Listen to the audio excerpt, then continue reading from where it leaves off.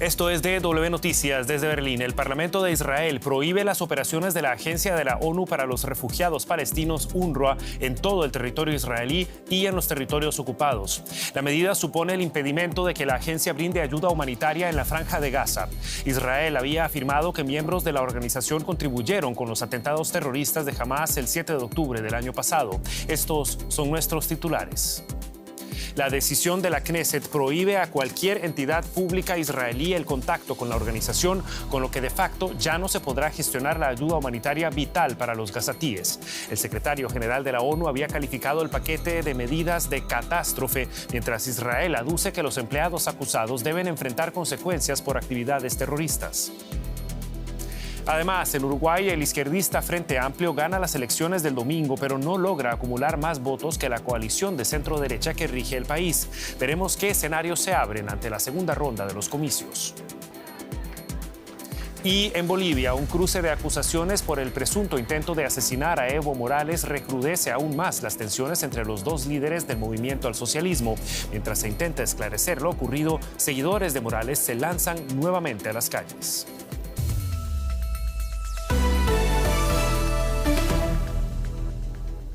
Los saluda Javier Arguedas, gracias por estar con nosotros.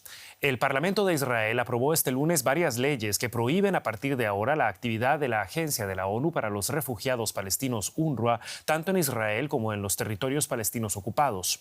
Las leyes limitarán seriamente las actividades de la ONU en Gaza y en la Cisjordania ocupada.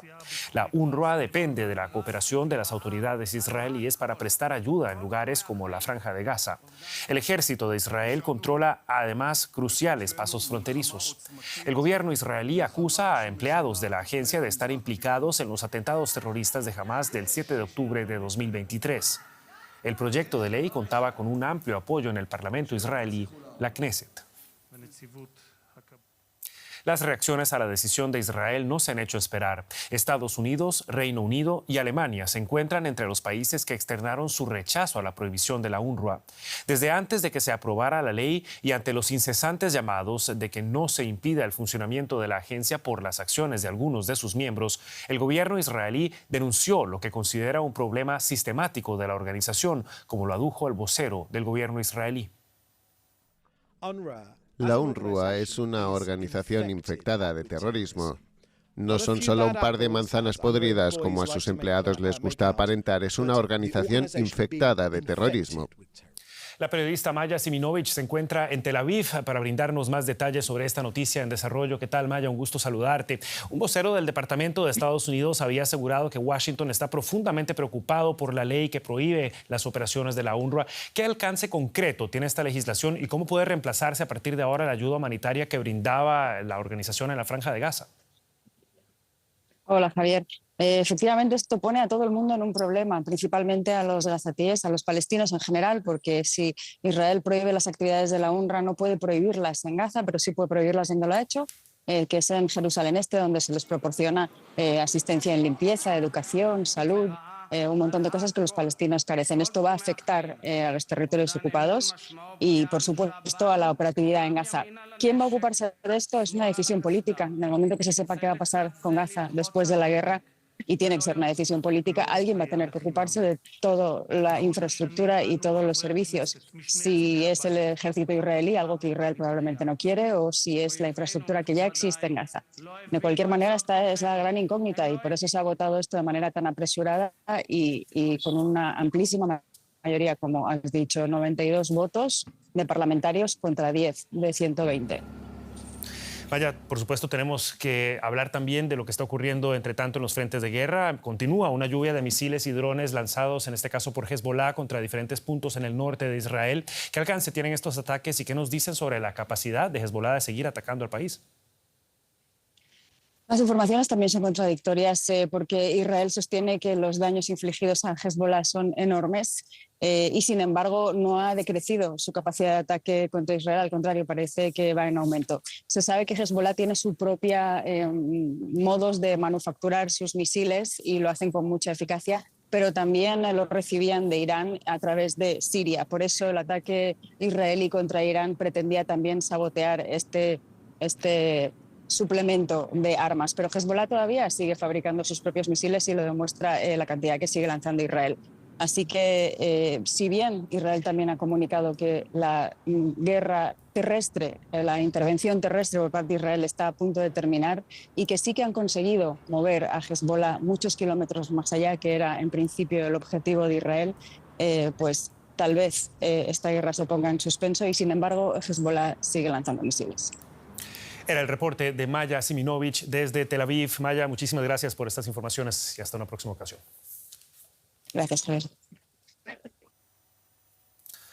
Los servicios de emergencia palestinos aseguran que miles de personas están atrapadas y sin acceso a comida o a suministros médicos en el norte de Gaza. Israel ha estado intensificando su ofensiva contra Hamás en la región. El asedio genera preocupación entre quienes afirman que Israel podría estar ya implementando el llamado Plan de los Generales, que forzaría a cualquiera que se quede en el norte de Gaza a rendirse o morir de hambre. Los intensos ataques de Israel han obligado a decenas de miles de palestinos a huir del norte de Gaza.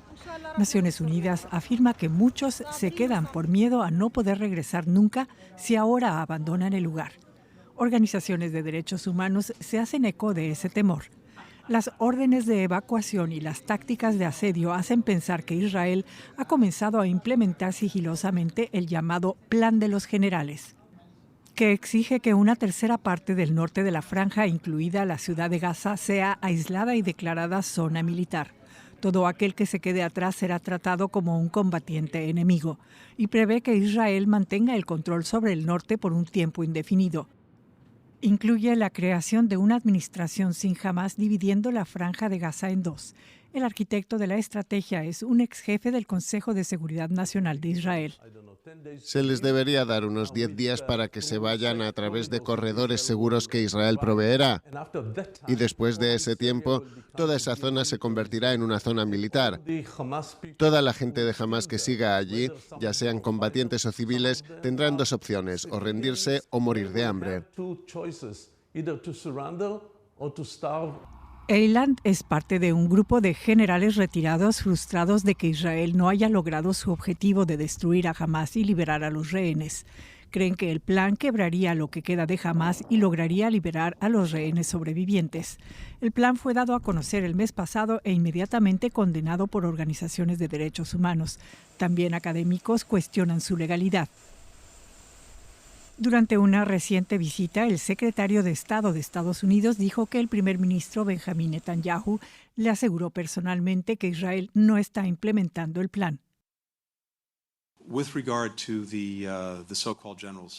En relación al llamado Plan de los Generales en el norte, permítanme decir nuevamente, en primer lugar, que Estados Unidos lo rechaza total y fundamentalmente. En segundo lugar, como ya dije, el gobierno de Israel asegura que no es la política de Israel y que también rechaza el plan. Estados Unidos ha amenazado con cortar el suministro de armamento a Israel si su gobierno no intensifica y acelera el flujo de ayuda al norte de Gaza. Entre tanto, ataques israelíes contra la milicia islamista Hezbollah dejaron este lunes 60 muertos y decenas de heridos en el valle de la Bekaa, en el este del Líbano, según el gobierno del país. También en el sur hubo muertos, concretamente 7 en un edificio residencial de la ciudad de Tiro. El ejército israelí había emitido una orden de evacuación en diferentes puntos de la ciudad, donde Israel afirma que se encuentran focos de resistencia de Hezbollah. Tiro es la ciudad más importante del sur del Líbano, una región donde se han concentrado los ataques israelíes desde el inicio de la campaña que comenzó hace justo un mes desde el país vecino. Además del Líbano, el ejército de Israel bombardeó este lunes una vez más la Franja de Gaza en su lucha contra lo que cataloga como una amenaza terrorista latente para el país. En el enclave palestino murieron al menos 19 personas, según el Ministerio de Salud controlado por Hamás. Los ataques ocurren un día después de que se renovaran las negociaciones para un alto el fuego lideradas por Estados Unidos, Egipto y Qatar. El presidente de Egipto, Abdel Fattah al-Sisi, propuso una tregua de 48 horas. Según la agencia France Presse, el director de la CIA y su homólogo del Mossad viajaron a Qatar para avanzar en las negociaciones que también lograrían la liberación de rehenes secuestrados por Hamás. El primer ministro israelí, Benjamin Netanyahu, aseguró este lunes no haber recibido todavía una propuesta y que solo continuará con los diálogos cuando Hamás deje de controlar Gaza y el brazo armado de Hezbollah se aleje de la frontera con Israel. Ambos grupos son considerados organizaciones terroristas por la Unión Europea. Irán ejecutó en la horca al ciudadano germano-iraní Jamshid Shamat este lunes. El gobierno alemán condenó lo que llamó el régimen inhumano de Teherán por la ejecución y dijo que habrá consecuencias. Desde su captura hace 4 años en Dubái por parte de las fuerzas de seguridad iraníes, Berlín clamaba por su liberación. En 2023, un tribunal revolucionario declaró a este hombre de 69 años y periodista de profesión como responsable de un atentado terrorista contra una mezquita que en 2008 mató a 14 personas y dejó heridas a varios centenares. Asimismo, se le acusó de colaborar con servicios de inteligencia extranjeros, acusaciones que sin embargo nunca fueron verificadas. Es probable que la ejecución de la condena a muerte provoque nuevas tensiones en las relaciones diplomáticas entre Teherán y Berlín. Una delegación de alto nivel de Corea del Sur acudió este lunes a la OTAN para informar sobre el despliegue de tropas norcoreanas en Rusia y cuál es la implicación de Pyongyang en la guerra contra Ucrania. Según informes del Pentágono, alrededor de 3.000 soldados de Corea del Norte estarían en este momento en suelo ruso con el objetivo de reforzar a este país en la contienda. Este fue el primer video que evidenciaría la presencia de tropas norcoreanas en Rusia. Muestra cómo los soldados reciben uniformes y equipos en una base militar en el extremo oriental del país. Según Estados Unidos, al menos 3.000 soldados norcoreanos fueron trasladados en barco desde el puerto de Wonsan hasta Vladivostok y desde ahí repartidos a varios centros de entrenamiento en el este de Rusia. Occidente teme que se estén preparando para unirse a la guerra contra Ucrania. Si ese fuera el caso, si enviaran tropas a Ucrania, eso supondría una escalada significativa. Sería realmente importante, una escalada significativa. Los soldados desplegados en Rusia son fuerzas de élite y no tropas convencionales, según explicó a DW la analista militar Marina Mirón. Se trata de fuerzas especiales. Son las mejores entrenadas en el ejército de Corea del Norte.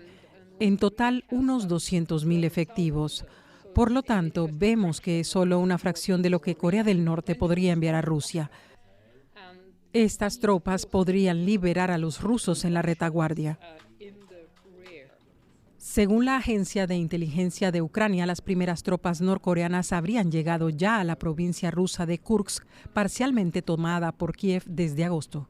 El presidente ruso Vladimir Putin no parece tener la necesidad de negar más su presencia. Sobre las imágenes satélite que aparentemente muestran estos movimientos, Putin dijo lo siguiente: las imágenes son una cosa seria. Si hay imágenes es que reflejan algo.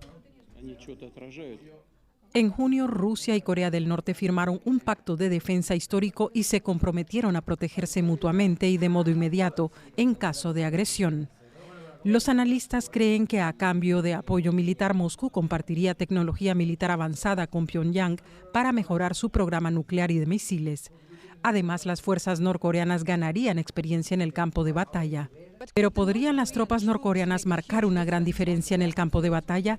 Los expertos señalan que depende de cómo se implemente. Primero, necesitan entrenamiento con equipos rusos y también superar la barrera del idioma.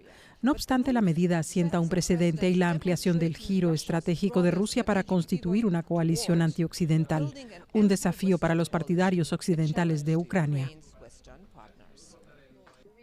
¿Y qué puede la OTAN hacer al respecto? La OTAN no tiene una estrategia especial para hacer frente a Rusia. Y ahora se suma Corea del Norte, lo que complica aún más la situación en términos estratégicos. Es algo que tendrán que resolver Mark Rutte y los demás miembros. No hay respuesta simple, señala Mirón, pero la OTAN y sus Estados miembros van a tener que reaccionar. La implicación de soldados norcoreanos en la guerra de Ucrania podría transformarla en un conflicto global.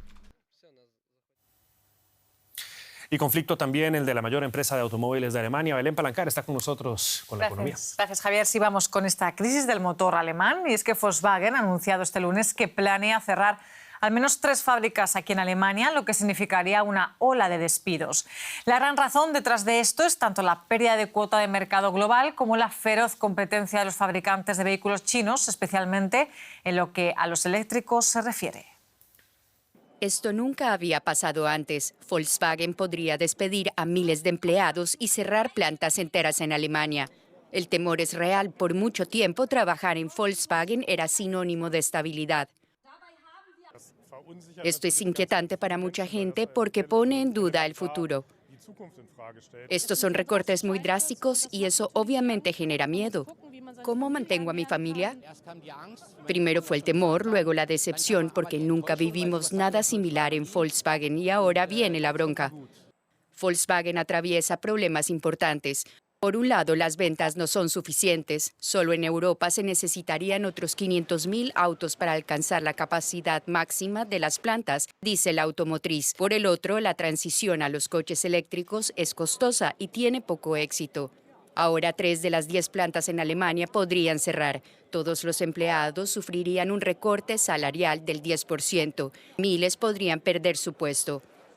Volkswagen es el mayor empleador industrial de Alemania, con 120.000 trabajadores. Regiones enteras dependen del gigante automotor. Por eso el gobierno está en alerta. La postura del canciller es clara. Los empleados no deben pagar los posibles errores de gestión del pasado. Ahora se trata de preservar y asegurar los puestos de trabajo.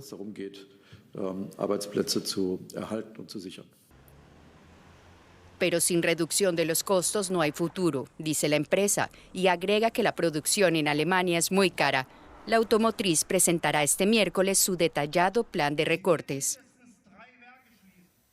A partir de enero del año que viene no se podrá invertir capital estadounidense en empresas tecnológicas chinas por representar una amenaza a la seguridad nacional. Washington anunció este lunes la prohibición que se centra en 3 sectores clave: semiconductores y microelectrónica, información cuántica e inteligencia artificial. Estas tecnologías podrían ser utilizadas para la ruptura de códigos o para aviones de combate de nueva generación.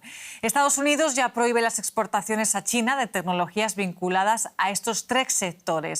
La nueva medida es un paso más en la estrategia de aislar al sector tecnológico chino del estadounidense. Y más notas del día. El precio del petróleo se desplomó en los mercados este lunes. La caída del crudo se produce después de que los ataques israelíes contra Irán hayan evitado las instalaciones petroleras y otros puntos delicados del país. El petróleo de Texas cerró con una caída de más del 6% en la peor sesión en más de 2 años. Los futuros del crudo de referencia mundial Brent también caían casi un 6%, con los precios rondando los $71 por barril. Los precios del petróleo oscilaron en las últimas semanas, con los inversores preocupados por la posibilidad de que un ataque a las instalaciones iraníes desencadenara un conflicto más amplio en el que se vieran implicados otros productores regionales de petróleo. Nos vamos hasta Nueva York con Ana Nieto para comentar esta caída. Ana, una vez contenido el frente del enfrentamiento entre Israel e Irán, ¿la economía no sostiene el precio del crudo? ¿Se mantiene la debilidad de la demanda? La demanda está afectada por la debilidad económica del primer importador del mundo, que es China, pero no es que esté bajando el consumo del petróleo globalmente, no es el caso. Lo que ocurre es que el crecimiento de la demanda está llevando un ritmo menor que en periodos anteriores comparables. El mundo sigue consumiendo mucho petróleo y mucho gas. Lo que pasa es que hay mucha oferta y mucha capacidad excedente. La producción de petróleo no ha hecho más que crecer en Estados Unidos, el primer productor, en Brasil, en la Guyana y en países como Argentina. La OPEP sigue siendo clave como organización de productores y de exportadores, pero su influencia en los precios ha ido cayendo por el aumento de la producción en los países que he mencionado hace un momentito. La OPEP tiene en estos momentos recortes de voluntarios de producción que va a eliminar progresivamente a partir de diciembre, lo que volverá a poner presión a la baja en los precios. De hecho, los analistas no esperan que el petróleo suba por encima de los $80 ni siquiera en 2025. Y Ana, siguiendo en Oriente Medio, la secretaria del Tesoro estadounidense, Janet Yellen, y homólogos en buena parte del mundo han mandado una carta al gobierno de Israel para evitar el colapso de la economía palestina. ¿Cuál es la preocupación en este momento? Sí, Yellen y algunos de sus homólogos de la Unión Europea, de Canadá, de Japón y de Australia han enviado una carta al primer ministro Benjamin Netanyahu alertando de que el 31 de octubre, jueves, la economía palestina podría colapsar completamente si el ministro de Finanzas, Bezalel Smotrich, no aprueba la extensión de la correspondencia bancaria entre Israel y Cisjordania. Sin esta correspondencia, esta conexión al sistema financiero israelí, el sistema bancario caería y con ello el soporte necesario para transacciones comerciales que están cifradas en 13.000 millones de dólares. Los signatarios de la carta dicen que las consecuencias no se harían esperar. En Estados Unidos se teme que incluso pudiera llegar a caer la autoridad palestina o abrir una crisis aún mayor en Cisjordania. En la carta además se alerta a Israel de que las consecuencias no se quedarán ahí, sino que también sufrirá consecuencias negativas el propio país, Israel. Muchas gracias, Ana Nieto, desde Nueva York. Gracias. Y en la región, una misión del Fondo Monetario Internacional llegó este lunes a Ecuador en momentos en los que el país atraviesa una crisis eléctrica con apagones de hasta 14 horas diarias. De hecho, el FMI advirtió que por la crisis eléctrica y la sequía, las perspectivas de crecimiento para la economía ecuatoriana de 0,3% este año no eran realistas. En este contexto, el fondo analizará los avances que realizó Ecuador en la implementación de su programa económico en el marco del reciente Acuerdo de Servicio Ampliado por 4.000 millones de dólares. Y de Ecuador nos vamos a Bolivia con más noticias. Gracias, Javier. Muchas gracias, Belén. Efectivamente, damos seguimiento a esos enfrentamientos políticos. Seguidores del expresidente Evo Morales protestaron este lunes en Santa Cruz, la mayor región de Bolivia, para exigir al gobierno de Luis Arce que capture a los responsables del supuesto atentado que sufrió la víspera el exmandatario en el trópico de Cochabamba, su bastión político y sindical. El exmandatario publicó un video del incidente grabado desde su auto. Morales dijo que fue emboscado por unos hombres encapuchados que dispararon contra su vehículo e hirieron a su chofer.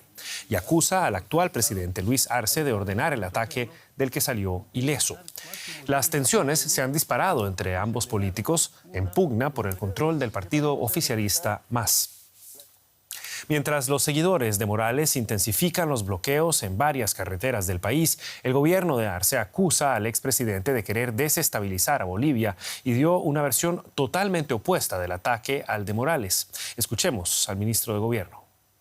La policía boliviana les pide que reduzcan la velocidad, se identifican como efectivos del orden, sin embargo, en vez de reducir la velocidad, imprimen mayor velocidad, sacan armas de fuego en contra de la humanidad y la integridad de la policía boliviana, realizan disparos de fuego desde un vehículo en contra de la vida y la integridad de los efectivos de la policía boliviana y en contra de los vehículos que estaban siendo utilizados en materia de lucha contra el narcotráfico. Ese vehículo, posterior a realizar los disparos, atropella a un miembro de la policía boliviana.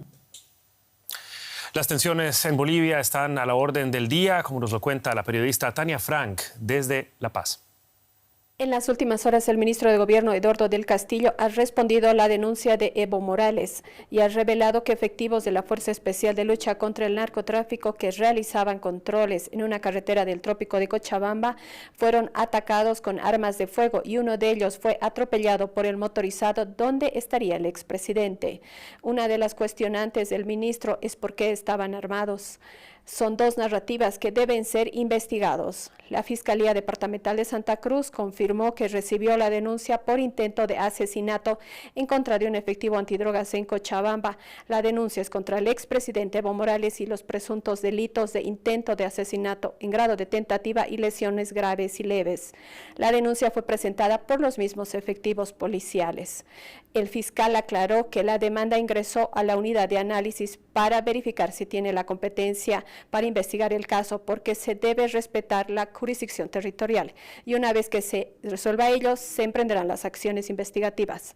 Hay que esperar los tiempos procesales mientras van 15 días de bloqueo en la ciudad de Cochabamba, el centro del país, y de acuerdo al reporte hay 22 puntos de bloqueo donde los seguidores de Evo Morales protestan ante una posible orden de captura por una investigación investigación de trata de personas y estupro, que implica la violación a una menor de edad con la que al parecer el expresidente tuvo una hija. Y también han señalado que protestan por la situación económica del país.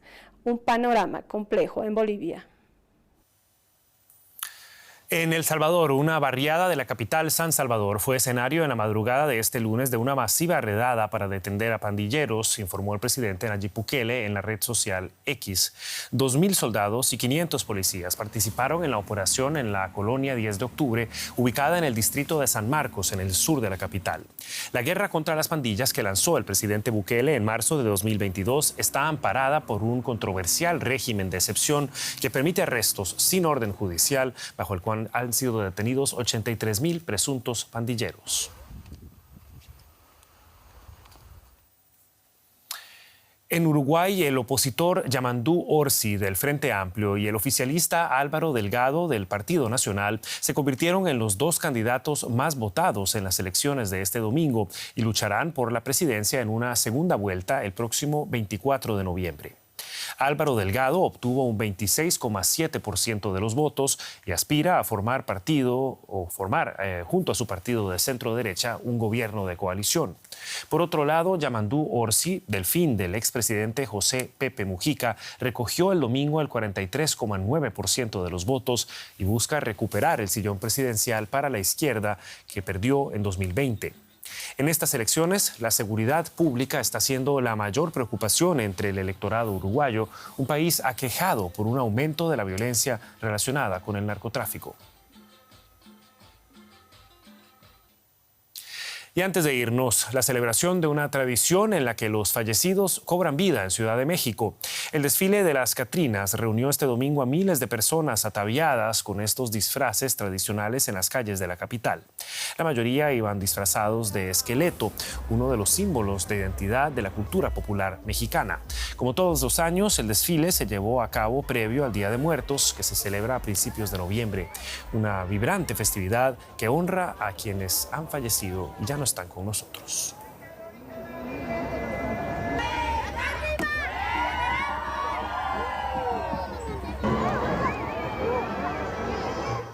Y así llegamos al final de esta edición de DW Noticias, no sin antes recordarles que pueden mantenerse al tanto de la actualidad en todo momento visitando nuestro sitio en internet dw.com o buscándonos en redes sociales como DW Español. Los acompañó en esta edición Javier Argueda, junto a todo el equipo que trabaja para ustedes este lunes aquí en Berlín. Hasta la próxima y que la pasen bien.